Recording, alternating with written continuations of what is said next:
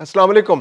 پاکستان اور افغانستان کے درمیان کشیدگی ہر روز بڑھتی چلی جا رہی ہے۔ پاکستان نے ایک اعلان کیا ہے کہ افغانستان نے اگر اپنی دہشت گردی نہ روکی تو پاکستان انہی الفاظ میں جواب دے گا جس کا اس کو سامنا کرنا پڑا ہے۔ وزیر دفاع نے تو کلیئر کہہ دیا افغانستان اور بھارت مل کر جنگ کرنا چاہ رہے ہیں تو یہ شوق بھی پورا کر لیں، پاکستان دونوں کا بھرپور جواب دینے کی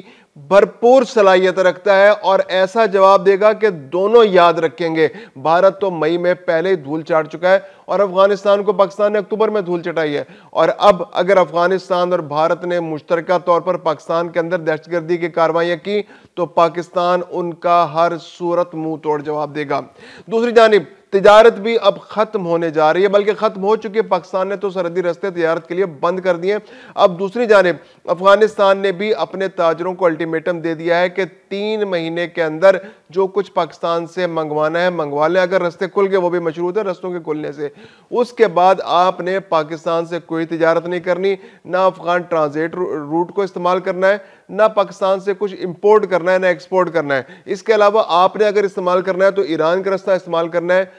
ٹرانزٹ کے لیے، اور اس کے علاوہ اگر آپ نے سینٹرل ایشیا کو استعمال کرنا ہے، کچھ چیزیں منگوانی ہے، تو پاکستان افغانستان تجارت اور افغان ٹرانزٹ ٹریڈ بھی ختم ہونے جا رہی ہے۔ پاکستان نے بھی کہا ہے کہ جناب اگر آپ ختم کرنا چاہ رہے ہیں تو کوئی مسئلہ نہیں، یہ آپ کا اندرونی مسئلہ ہے، آپ جس سے چاہیں ٹریڈ کریں، جس راستے کو چاہیں استعمال کریں، ہم اس میں مداخلت نہیں کر سکتے۔ اس کے علاوہ افغانستان کے جو شہری پناہ گزین انلیگل شہری جو پاکستان میں اور ایران میں موجود ہیں، ان کا انخلا بہت تیزی سے جاری ہے۔ اس ہفتے بھی تقریباً 30,000 افراد پہلے 3 روز کے اندر ایران سے اور پاکستان سے افغانستان منتقل ہو چکے ہیں۔ اس کے علاوہ آج ہم اپنے ویلاگ میں ذکر کریں گے کہ دنیا کے مختلف ممالک میں انسانی حقوق کو لے کر طالبان پر مزید پابندیاں عائد کرنے کی تیاریاں کی جا رہی ہیں۔ میں خرم کلیم اور آپ دیکھ رہے ہیں 24 ڈیجیٹل۔ پاکستان اور افغانستان کے درمیان جو حالیہ کشیدگی ہے اس میں کمی ہونے کے بجائے مسلسل اضافہ ہو رہا ہے۔ کوئی دن ایسا نہیں جاتا کہ جب یہ خطرہ نہ ہو کہ پاکستان اور افغانستان کے درمیان ابھی سرحدی جھڑپیں شروع ہو جائیں گی یا ایک دوسرے پر گولہ باری شروع ہو جائے گی، کیونکہ پاکستان کے اندر جو حالات افغانستان بھارت کی ماں پر پیدا کرنے کی کوشش کر رہا ہے، پاکستان کے پاس کوئی چوائس اب نہیں بچی کہ پاکستان ریٹیلیٹ کرے، پاکستان بدلہ لے۔ پاکستان کے اندر دہشت گردی ہو رہی ہے، وانا کیڈٹ کالج کے اندر حملہ ہوا ہے، بہت مؤثر اور منظم انداز میں منصوبہ بندی کی گئی دہشت گردی کی، جس کا پاکستان کی فورسز نے منہ توڑ جواب دیا۔ 5 سے 6 دہشت گرد ان کے مارے گئے اور وہ پاکستانیوں کا نقصان کرنے میں ناکام رہے، مطلوبہ نتائج حاصل نہیں کر سکے۔ دوسری جانب اسلام آباد ہائی کورٹ کے سامنے جو ہے معصوم شہریوں کو نشانہ بنایا، 37 زخمی ہوئے اور 12 شہید ہو گئے۔ تو یہ وہ واقعات ہیں جس کے بعد پاکستان نے اب فیصلہ کر لیا ہے۔ وزیر دفاع نے تو کلیئر کہہ دیا افغانستان اور بھارت کو کہ بھئی اگر مل کے جنگ کرنی ہے تو کر لو، ہمیں شوق پورا کرنا ہے کر لو۔ مئی میں بڑا شوق آ رہا تھا نا بھارت کو پاکستان پہ حملے کرنے کا، تو وہ انہوں نے شوق پورا کر لیا تھا، 7 طیارے گروائے، سکون سے بیٹھے۔ پاکستان نے جب فل فلیج حملہ ان کے اوپر کیا تو اس کے بعد پھر ادھر ادھر خوش آمدیں کرتے پھرے، امریکہ کے پاؤں پکڑے، کبھی یو ای کے پاؤں پکڑے، کبھی ایران اور سعودی عرب کے پاؤں پکڑے کہ یار ہماری پاکستان سے جان چھڑوا دو۔ پھر پاکستان نے بھارت کے کہنے پر سیز فائر کر لیا۔ تو یہ تو تھی بھارت کے ساتھ صورتحال، اور اکتوبر میں پاکستان نے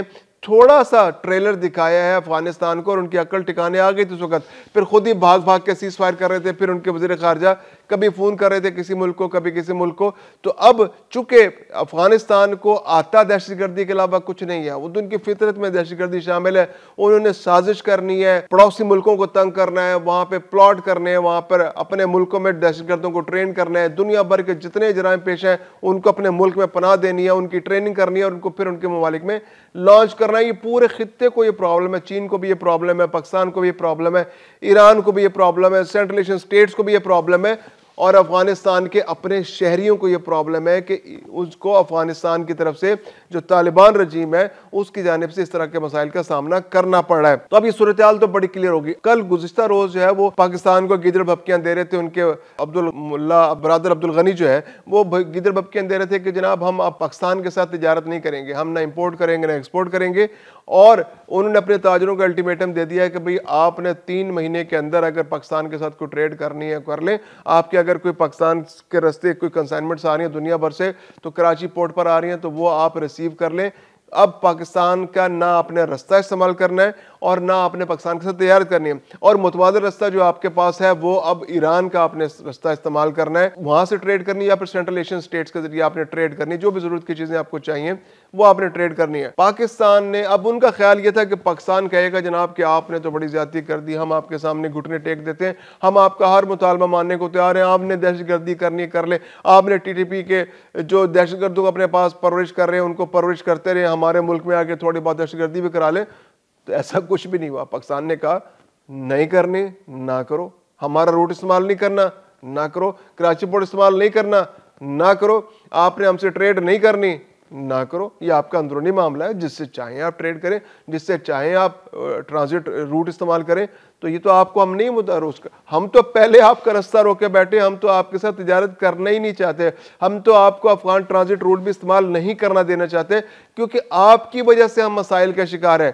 آپ کا مال آتا ہے کراچی پورٹ پہ اترتا ہے، کراچی پورٹ سے افغانستان تو وہ پہنچتا ہی نہیں ہے، ہمارے ملک میں ڈیوٹی فری کے نام پہ وہ بٹ رہا ہوتا ہے، جو ڈیوٹی فری گاڑیاں یہاں پر بک رہی ہوتی ہیں، آپ کے پی کے میں چلے جائیں تو آپ کو بڑی تعداد میں جو ہے ڈیوٹی فری گاڑیاں ملیں گی جو بغیر ڈیوٹی ادا کیے پاکستان کے اندر آ گئی، کہاں سے آئیں؟ افغانستان کے لیے چلی تھی، رستے میں رک گئیں اور یہاں پر جعلی نمبر پلیٹیں رکھ کے استعمال ہو رہی ہیں۔ اس کے علاوہ مختلف مصنوعات پاکستان کی یہاں پر استعمال ہو رہی ہیں جو افغانستان کے لیے آئیں، پاکستان کے اندر بک رہی ہیں، کنٹینر کراچی سے چلتا ہے، خالی افغانستان پہنچ جاتا ہے، کھل کے یہاں پر بٹ جاتا ہے پاکستان کے اندر، اور کے پی کے سب سے بڑی مارکیٹ ہے، بڑا مارکیٹیں کیسے چل رہی ہیں؟ وہ افغانستان کے سمگل سامان پر چل رہی ہیں۔ تو پاکستان تو پہلے ہی سمگلنگ کا شکار ہے، اور سمگلنگ کا سب سے بڑا ذریعہ کیا ہے؟ Afghan transit trade. یہاں تو ان کا نیٹو کا اسلحہ بھی رستے میں کھول کے یہ بیچ دیتے تھے افغان، تو یہاں تو پاکستان کے اندر تو مسائل بہت زیادہ ہیں۔ اگر افغان ٹرانزٹ ٹریڈ جس کا والیوم ٹھیک ہے، پاکستان کو اس سے کچھ پیسے ملتے ہوں گے، لیکن اب وہ اتنا بھی ضروری نہیں ہے کہ پاکستان کی اکانومی اس کے ذریعے تباہ ہو جائے، پاکستان سمگلنگ کے ہماجگہ بن جائے،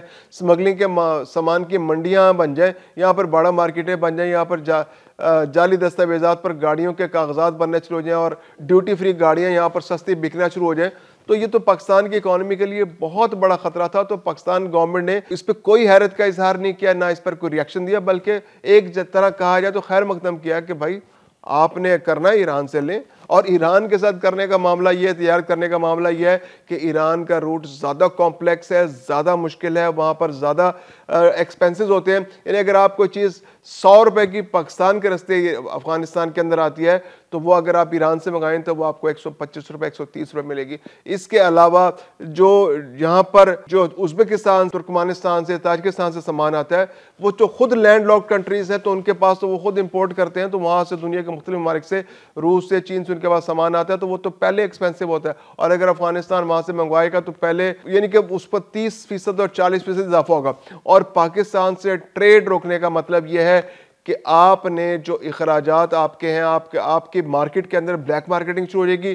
چیزوں کا فوری طور پر کمی ہو جائے گی، ڈیمانڈ اینڈ سپلائی کا سیریس مسئلہ پیدا ہو جائے گا، اور ڈیمانڈ اینڈ سپلائی کا مسئلہ پیدا ہوگا تو آپ کو 30 سے 50% قیمتیں فوری طور پر بڑھ جائیں گی۔ تو یہ تو افغانستان کا سراسر نقصان ہے۔ ملا عبدالغنی برادر صاحب کا جو اعلان ہے وہ تو خود اپنے پاؤں پر کلہاڑی مارنے کے مترادف ہے۔ اس کے علاوہ جو پاکستان اور ایران سے افغان پناہ گزینوں کی واپسی کا سلسلہ اسی رفتار سے جاری ہے جو پچھلے مہینے بھی جاری رہا، یعنی کہ تقریباً ہر روز 10,000 افغان پناہ گزین ایوریج جو ہیں وہ پاکستان سے، زیادہ تر پاکستان سے اور تھوڑے بہت ایران سے افغانستان منتقل کیے جا رہے ہیں۔ تورخم کے رستے بھی جا رہے ہیں پاکستان سے، اور چمن کے رستے بھی جا رہے ہیں، اس کے علاوہ انگور اڈا کے رستے سے بھی تھوڑے بہت چلے جاتے ہیں۔ پیر کے روز تقریباً 10,400 افغان پناہ گزین جو ہیں وہ پاکستان اور ایران سے واپس افغانستان گئے، جبکہ کل تقریباً 9,400 افغان پناہ گزین جو ہیں منگل کے روز وہ پاکستان سے اور ایران سے واپس گیا، اور اسی طرح بدھ کے روز بھی تقریباً 10,000 کے آس پاس جو ہیں افغان پناہ گزین